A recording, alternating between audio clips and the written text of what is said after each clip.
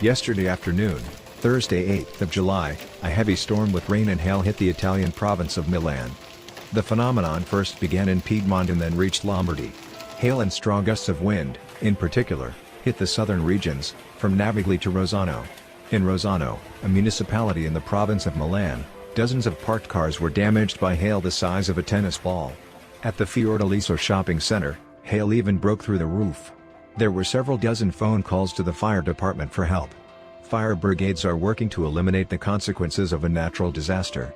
At the moment, no injuries have been recorded. The Varese area also has several municipalities affected by this wave of bad weather. In particular, we are talking about settlements near Lake Maggiore. Traffic on Provincial Road 43 was interrupted by a falling tree after a pickup truck crashed into it.